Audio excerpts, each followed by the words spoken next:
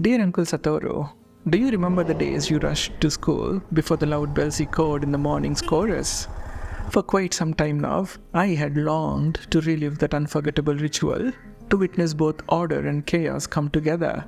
And this lucky morning, I paused and turned into a spectator of exactly that. Several others had paused as well, their faces lit in a blend of nostalgia and cheerful joy, as if it were a fine show of magic. A gentle pinch, a whispered joke, the fear of unfinished homework, and so much more that isn't immediately evident but hiding in plain sight. Magic indeed. To just be here and observe it all unfold is a bittersweet experience. You remember your longing for adulthood as a child, for its imagined freedom, only to realize with age the larger cage you move into.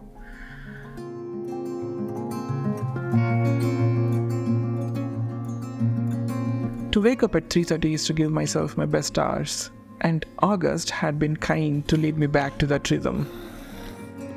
To start the day while the night's darkness is still in the air, when the volume of the music fades in the sounds of the dawn, in the tunes of the nearby beach, and in the hopeful melody of fluttering birds.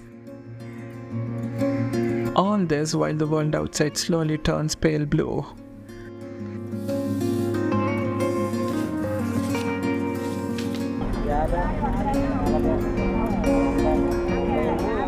As I stepped out into more of the morning's carefree moments, I saw an old man, almost 60, with surprising agility, a striking contrast to my own creaking joints.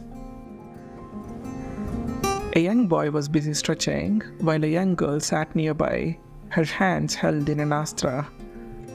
And when I sat down for a taste of coconut sweet water, an elderly person greeted me with a soothing smile. I also saw someone sitting alone and wondered, what is he thinking? To see someone sit alone is at first a bit concerning.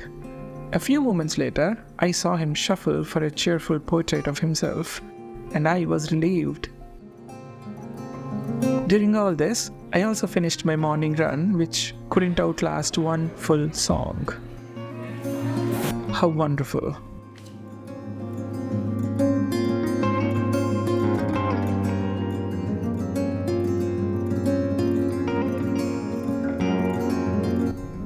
Years ago, after I first moved to Bangalore, a city I would quickly fall in love with, I still hoped to move back home.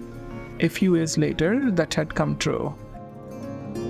What a place to sit and read, and how can I not consider myself lucky for having this place as a home? When I was at the cafe later that evening, I got a call from someone, a family friend from my village, my tuition teacher with who I played cricket, and a recent PhD doctorate. For someone as busy as him, to take time to check our well-being is such kindness. I have been thinking of calling you anyway never do, he accused, a complaint I have heard for the third time in less than a week from 3 different voices. What do I say to that?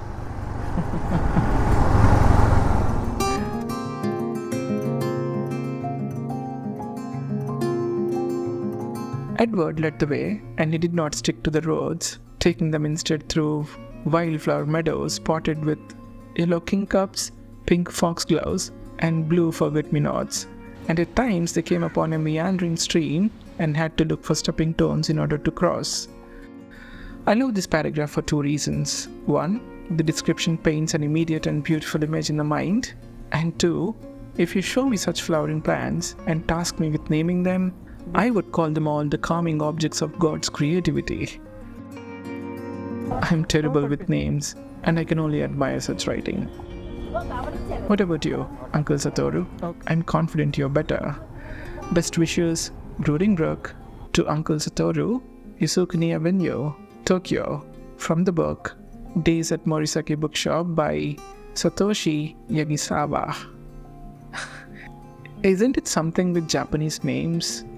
They sound like poetic music, isn't it?